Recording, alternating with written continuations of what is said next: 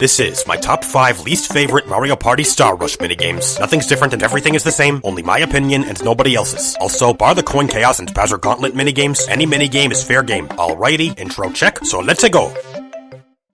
Yeah. Number 5 is Jewel Janitors. The players are in a treasure chest with tons of diamonds, and each have their own quadrant and vacuum cleaner, which they must use to suck as many of the diamonds into their quadrant as possible. The bigger the diamond, the more points it's worth, and once time expires, players will score points for each diamond in their quadrant, and the player to score the most is the winner. Side note, amps will eventually drop into the chest, and if players touch them, they'll get shocked, and therefore stunned for a few seconds, so much it on, they had better watch out for those. This minigame really isn't too bad. I just find it a bit simplistic and boring, with just a fair concept. I guess it also kinda keeps you on your toes, watching out for ramps. So I don't dislike it per se, but I needed a number 5, so sorry Jewel Janitors.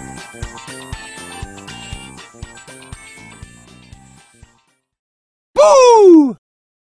Number 4 is Blowboat Battle. Each player has their own toy boat in a long pool, and using both the microphone and joystick, must blow said boats along, avoiding beach balls and toy cheap-cheeps along the way. The first player whose boat reaches the finish line is the winner. Some of you might be surprised by this choice, given how much I love racing games, but this one is just, like Jewel Janitors, a tad boring and lacking in concept, and it totally takes my breath away.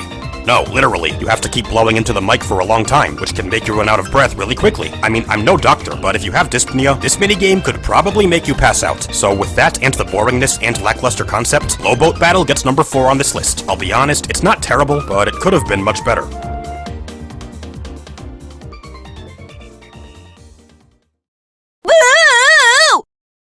Number 3 is Dodge Fuzzy, Get Dizzy. Each player has their own platform with a screw, and with the touch controls, must twist the screw as fast as possible to raise said platform up to the finish line, avoiding fuzzies in the process. The first player to do so is the winner. Unless you're playing with easy computers, if you're left-handed like I am, you're gonna lose this one since the screw can only be twisted clockwise. You know, for righties, it's easier to spin the stylus clockwise, and for lefties, it's easier to spin it counterclockwise. If the screw could be twisted counterclockwise, this minigame probably wouldn't be on this list. But no, I have zero tolerance for handism, and even disregarding that, the concept is kinda just eh. I guess at least there's no luck involved, but regardless, Dodge Fuzzy Get Dizzy claims 3rd on this list. It's looking real fuzzy for this dizzy minigame.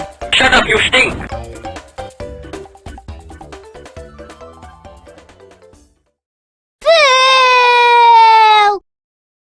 Number 2 is Greedy Eats. The players are sitting at a table and each has their own plate. Each round, 2 bigger plates with a different amount of cookies will appear, and the players must pick one of said plates to take cookies from. Put that cookie down! Now! Let's do some math. The number of cookies on the plate you choose divided by the total amount of players who chose that same plate equals what? The amount of cookies you'll get. Nobody said there'd be math! Each cookie is worth 1 point, and the player with the most points after 5 rounds is the winner. I've said this so many times now, I'm totally gonna nail it this time. This minigame is buck-laced! Damn it. Anyway, yeah, since there's no way of knowing who's gonna pick which plate, this one's purely up to chance. However, I actually really like this one's concept, so that saves it from being the worst, but not from this list. Greedy Eats is my 2nd least favorite minigame in Mario Party Star Rush. Those cookies do look pretty good though. I think I'll try one. Put that cookie down! Now! Okay, fine, jeez.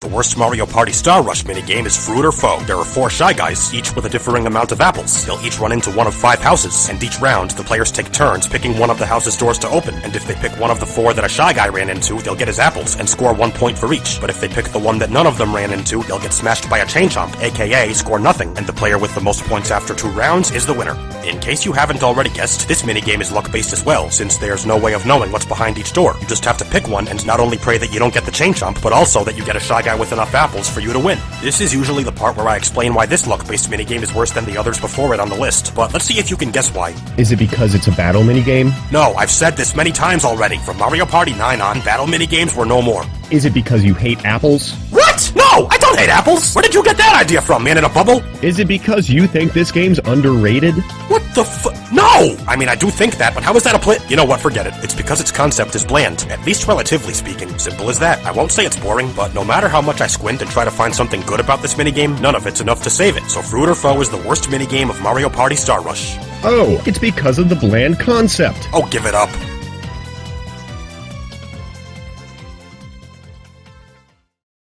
So there you have it, my top 5 least favorite Mario Party Star Rush minigames. For more videos like this, please like, comment, share, and subscribe. Also, please check out my social media. All links are in the description. A Star Rushed thank you for watching, I guess. See you next time. Bikoro Gliscor 472, out.